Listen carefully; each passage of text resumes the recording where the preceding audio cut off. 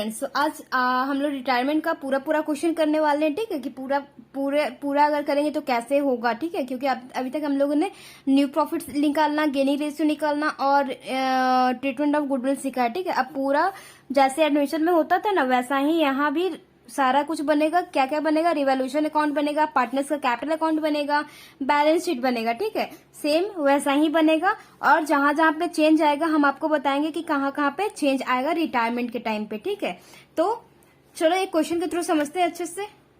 लिख दिया गया, चलो ठीक है। ओके, तो क्या है question? Following is the balance sheet of X, Y and Z as on 31st March 2008. They shared profit in the ratio of 3:2. ठीक है, उन लोग का प्रॉफिट शेयरिंग रेशियो क्या है? 3 और 2। एक्स वाई जेड का 3 पार्टनर थे ना। ठीक है, और कुछ बैलेंस शीट दिया हुआ है। बैलेंस शीट दिया हुआ है, रिटायरमेंट का हो या फिर एडमिशन का हो, हमारे को बैलेंस शीट से क्या क्या उठाना रहता है?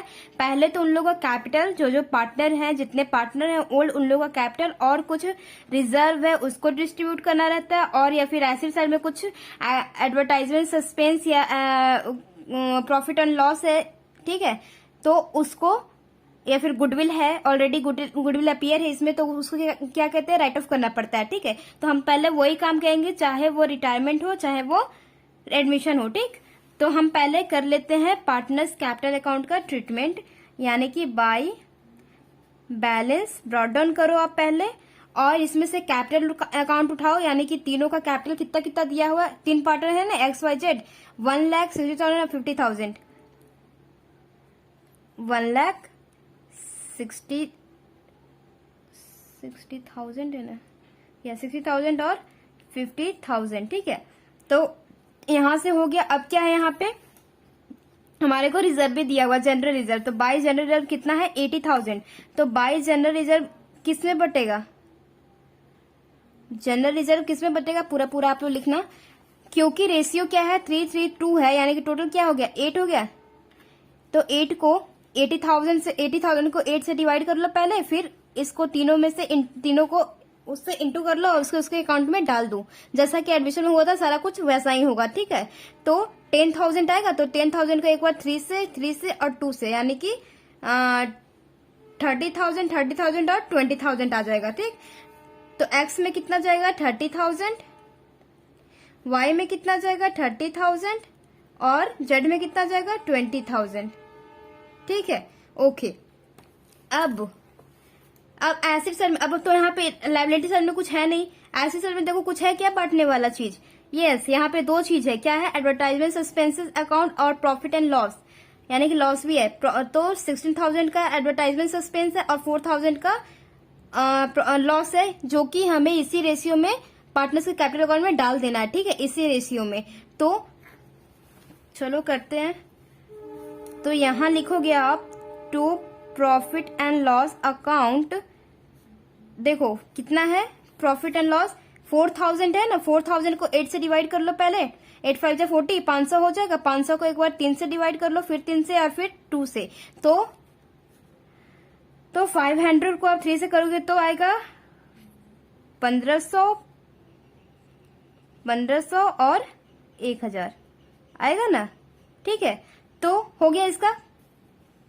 और क्या है? Advertisement suspense. एडवर्टाइजमेंट सस्पेंस कितना है? 60,000 का। तो इसको 8 से डिवाइड करो एक बार। 8 2 जा 16, 2,000 आएगा। फिर इसको 3 से और 2 से इंटू कर दो और उसके उनके रेशियो में इंटू करके डाल दो।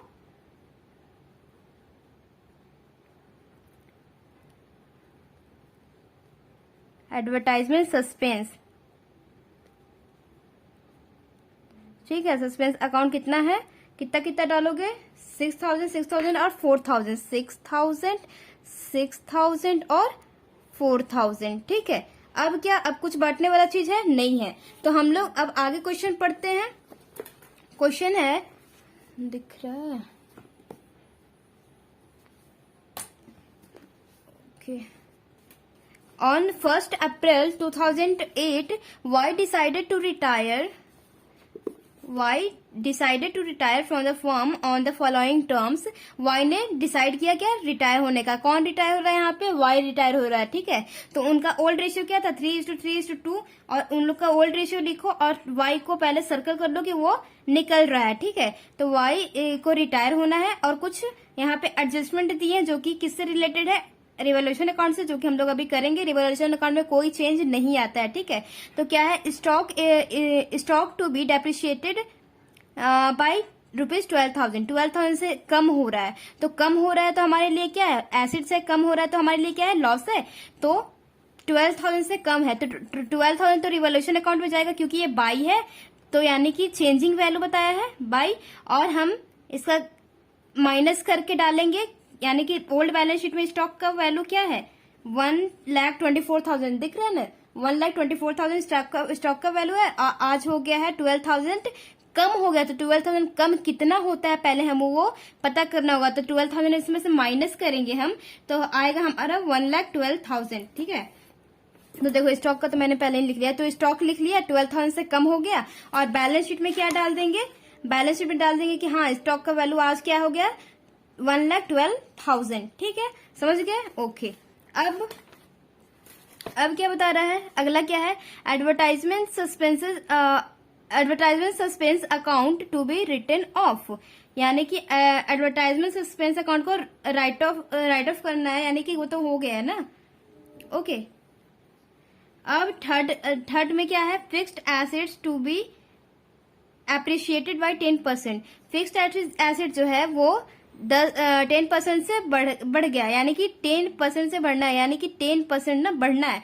तो 10% इसका कितना होता है, किसका, फिक्स्ड एसेट्स हमारा बैलेंस शीट में कितना दिया हुआ है, फिक्स्ड एसेट्स हमारा दिया हुआ 3 लाख, देखो अमाउंट, ठीक है, 3 लाख दिया, इसका 10% निकालोगे तो आपका आएगा 30,000, राइट। तो 30,000 एप्रिशिएटेड है, यानी कि चेंजिंग वैल्यू बताया है, बस निकालना है। तो 30,000 आप रिवोल्यूशन अकाउंट में डालोगे और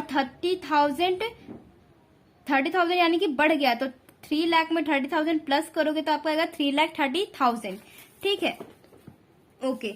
तो हम फिक्स्ड एसेट क्या है, फिक्स्ड एसेट एप्रिशिएटेड बाई, बढ़ गया ना, तो फिक्स्ड एसेट्स हम क्रेडिट साइड में लिखेंगे बाई करके, क्योंकि हमारा एसेट्स बढ़ रहा है तो हमारे को प्रॉफिट है ना।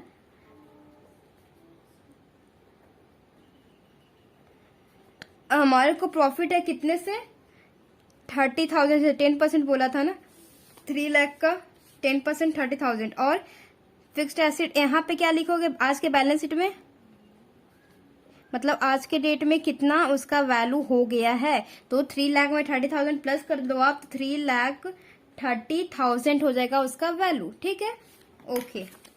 अगला पढ़ते हैं, ये हो गया, ये हो गया और ये हो गया। अब आगे पढ़ते हैं fourth adjustment, provision for bad and doubtful debt to be increase to ₹6,000, 6,000 से बढ़ना है, इंक्रीज टू 6,000 से, ठीक है। यानी कि प्रोविजन फॉर बैड डेट पहले था क्या, हाँ पहले भी था, balance sheet, old balance sheet में था।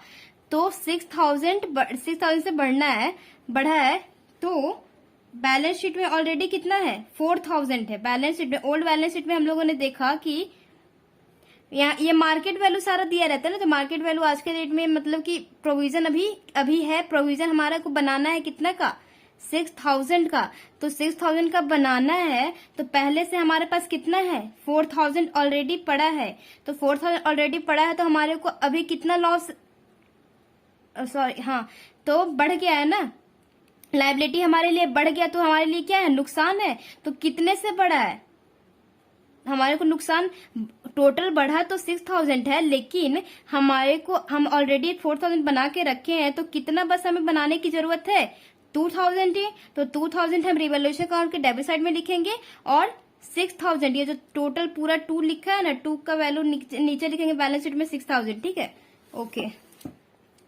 तो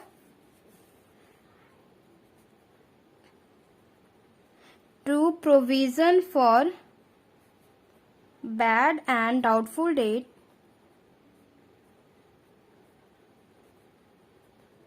कितना है,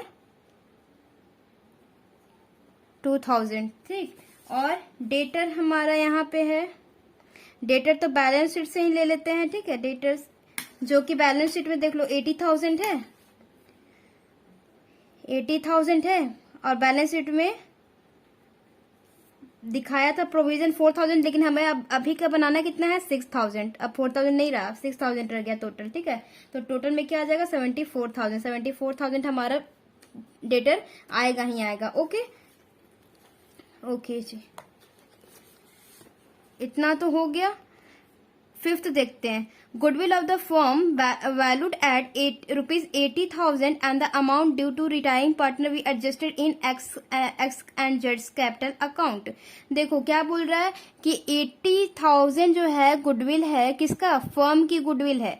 तो हमें गुडविल की जरूरत क्यों पड़ता है रिटायरमेंट में, गुडविल का जरूरत इसलिए पड़ता है, अभी गुडविल पढ़ के आया ना पीछे से, कि जब रिटायरिंग पार्टनर जाता है तो वो अपना गुडविल का पैसा मांगता है कि हमें दो, और कौन देता है उसको, जो गेन किया रहता है उसका रेशियो जो जो लिया रहता है, यानी कि रिमेनिंग पार्टनर, ठीक है। तो रिमेनिंग पार्टनर यहाँ कौन हो जाएगा, वाई तो जा रहा है, तो रिमेनिंग पार्टनर क्या हो जाएगा, एक्स और वाई, तो वो अपने कैपिटल अकाउंट से देते हैं, ठीक है। तो फर्म की गुडविल कितनी है,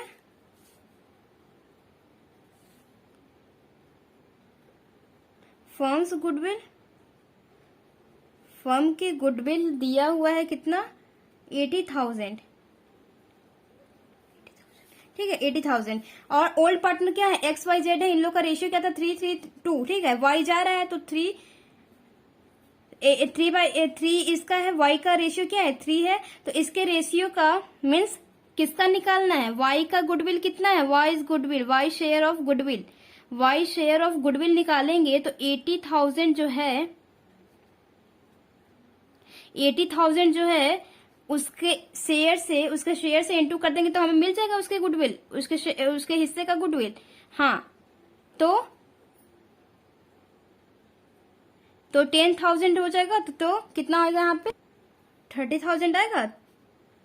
तो 30,000 इसका गुडविल है, किसका, वाई का जितना बनता है, कितना बनता है 30,000 ही वाई का बनता है गुडविल, ठीक है। फर्म का 80,000 था, तो इसका कितना हो गया 30,000। तो 30,000 कौन देगा इसको, रिमेनिंग पार्टनर, यानी कि एक्स और जेड देंगे। तो किस रेशियो में देंगे, गेनिंग रेशियो में। जब आगे इन्फॉर्मेशन हमें कुछ दिया है क्या रेशियो के बारे में, कुछ नहीं दिया, इट मीन्स कि जो उन लोग का ओल्ड रेशियो है वही उन लोग का गेनिंग रेशियो हो जाएगा, यानी कि 3:2 हो जाएगा इन लोग का गेनिंग रेशियो, एक्स और जेड का, ठीक है। तो एक्स और जेड का गेनिंग रेशियो क्या हो गया 3:2। तो इस 30,000 का एक्स कितना देगा, एक्स देगा 30,000 का कितना देगा 3/5, कितना बनेगा इसका 18,000, ठीक। और जेड कितना देगा इस 30,000 का, टोटल तो उसका इतना गुडविल का बनता था अमाउंट दे, लेकिन देगा कैसे कैसे, इन लोग रिमेनिंग पार्टनर कैसे कैसे देंगे, गेनिंग रेशियो में देंगे, तो 2/5, ठीक है 12,000, ठीक है। तो अब क्या करना है, इन लोगों के कैपिटल अकाउंट में बस लिख दो।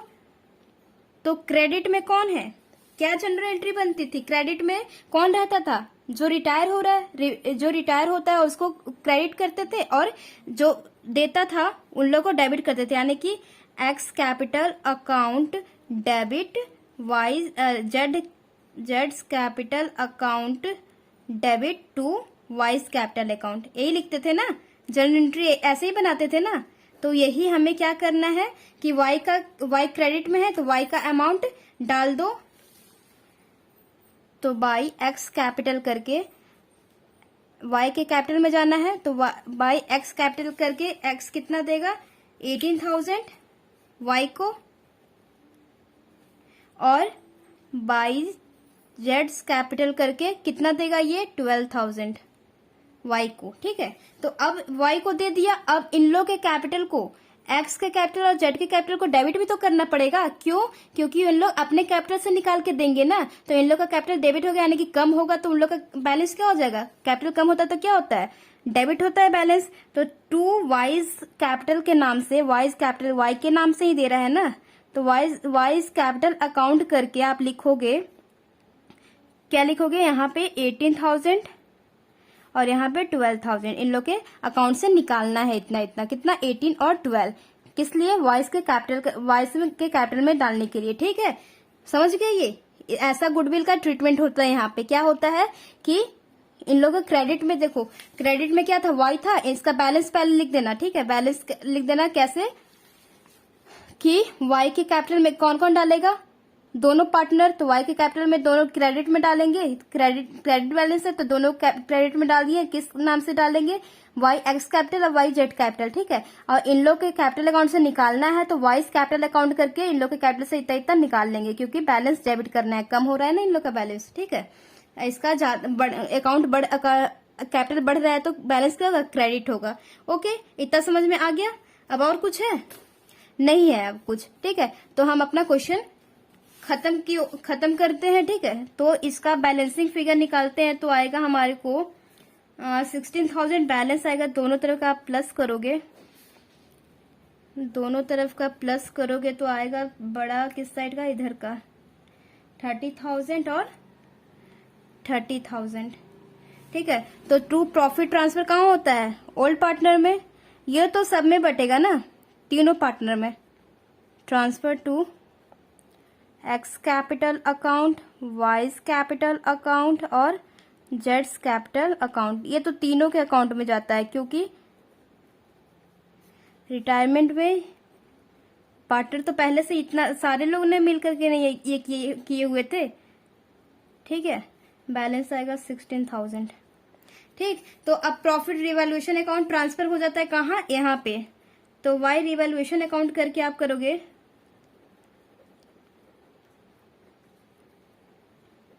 प्रॉफिट कर लो ब्रैकेट में। ठीक, अब उसके अकाउंट में जितना जितना है डाल लो। 6,000 और 4,000, 6,000 और 4,000। ठीक है, हो गया बस। और कुछ आता है? रिवॉल्यूशन अकाउंट ऊपर से आ गया। अब देखो यहाँ पे क्या करना है। अब सो हम अभी इसके बाद क्या करते थे? बैलेंसिंग फिगर निकाल के काम खत्म कर देते थे। ठीक है, लेकिन यहाँ पे देखो जो पार्टनर रिटायर हो रहा है ना, पहले उसका बैलेंसिंग फिगर निकालो। लेकिन बैलेंसिंग फिगर निकाल करके जो बैलेंस सीडी लिखते थे, बैलेंस कैरी डाउन, वो नहीं लिखना है। ठीक है, तो पहले आप इसको प्लस करो। ये रिटायर हो रहा है ना, वाई रिटायर हो रहा है, इसका इधर का प्लस करो, टोटल प्लस करो, और इसका टोटल इधर का प्लस करो। ठीक है, तो आपका इधर वाला बैलेंस ज्यादा आएगा। कितना आएगा? 1,26,000, 1,26,000। तो पहले तो ये फिल कर दो 1,26,000। ठीक है, और जो बैलेंस सीडी करके लिखते थे, ठीक है, जो बैलेंसिंग फिगर आता था, दोनों साइड का प्लस करके फिर दोनों माइनस करते थे, तो उसको बैलेंसिंग फिगर आता था।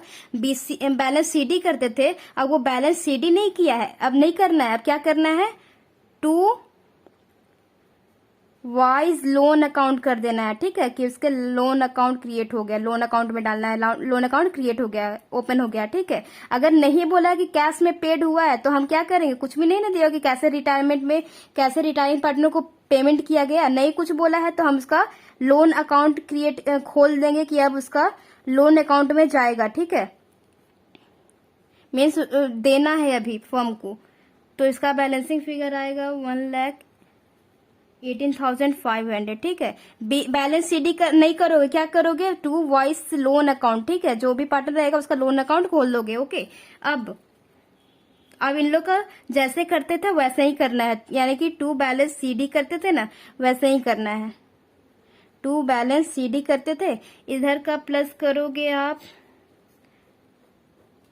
इसका आएगा 1,36,000, इसका आएगा 74,000। दोनों का वही भर दो, जिधर का बड़ा रहता है वही आता है ना। 1,36,000 और 74,000। बैलेंस सीडी में क्या आएगा? 1,10,500 और इसका आ जाएगा 57,000। ठीक है, बस सीडी में उसका नहीं लिखोगे जो रिटायर हो रहा है, उसका क्या लिखोगे? उसका लोन अकाउंट क्रिएट कर दोगे। ठीक है, अब सीधे पहले क्या करोगे कि लोन अकाउंट लोन अकाउंट इसका सीधे यहाँ से लाइबिलिटी साइड में, बैलेंस शीट के लाइबिलिटी साइड में आ जाएगा। क्यों? क्योंकि शो करना है ना कि लोन अभी देना है, लाइबिलिटी है। अभी तो दिए नहीं हो, रिटायरिंग पार्टनर जा रहा है, लेकिन अभी तक तुम लोगों ने पैसे नहीं दिए हो, तो loan account means old partner ने पैसे नहीं दिए, इसका लोन अकाउंट खोल के रख दिया कि हाँ देना है, दिया तो नहीं है, तो एक तरह से लाइबिलिटी है ना। तो लाइबिलिटी को पहले यहाँ लिखोगे क्या करके, टू वाइज लोन अकाउंट। और आप लोग क्वेश्चन में देख लेना पहले कुछ है क्या उसके लोन अकाउंट से, वाई के लोन अकाउंट से कुछ बिजनेस में पहले से था क्या? तो ओल्ड बैलेंस शीट में देखोगे तो हाँ वाई के लोन था कितना, 40,000 का। तो 40,000 का पहले से ही था, 40,000 का पहले से था। और अब कितना हो गया, अब कितना हो गया जी, 1,80,500। ठीक है, तो टोटल कितना हो गया, 2,50,000। ठीक, समझ गए? ये तो कर लिए क्योंकि लाइबिलिटी क्रिएट हो गया ना, क्रिएट हो गया लाइबिलिटी। और पहले से देख लेना कि कोई लोन अकाउंट पहले से इसका पड़ा था कि नहीं पड़ा था। ठीक है, वो भी देना रहता है। ठीक, अब देखो ये काम खत्म, कैपिटल अकाउंट का काम खत्म हो गया। अब जैसे बैलेंस शीट को कॉपी करते तो वैसे ही कर लो कि इसमें से क्या क्या आया है। कैश एट बैंक आया नहीं, कैश का कोई अभी तक काम नहीं हुआ है। ठीक है, कैश का काम नहीं हुआ तो कैश एट बैंक वही वैसे ही लिख लेंगे, कैश एट बैंक कितना है, 50,000। बिल्स रिसीवल नहीं आया, 60,000। जो जो एडजस्टमेंट के थ्रू नहीं आता है उसको आप वैसे ही लिख लोगे। डेटर का काम हो गया था, स्टॉक का हो गया था, फिक्स्ड का हो गया था, एडवर्टाइजमेंट, सस्पेंस, ये सब हो गया था। ठीक है, यहाँ सन्ड्री क्रेडिटर नहीं हुआ था तो टू सन्ड्री क्रेडिटर करोगे, कितना, 2,50,000। ठीक है, इसका देखो तो लोन अकाउंट का मेरे को डाउट हो रहा है, 40,000 प्लस 1,18,500, 1,58,500। देखो यहाँ पे गलत हो गया, यहाँ पे होगा देखो प्लस करके आएगा 1,58,500। ठीक है, लोन का गलत हो गया था। ठीक है, तो क्रेडिटर हो गया 2,50,000, ये हो गया। लोन एक्स का भी लोन है तो यहाँ पे एक्स के लोन, ओहो देखो हम 2 लिख रहे हैं, सॉरी यार। यहाँ पे एक्स का लोन है,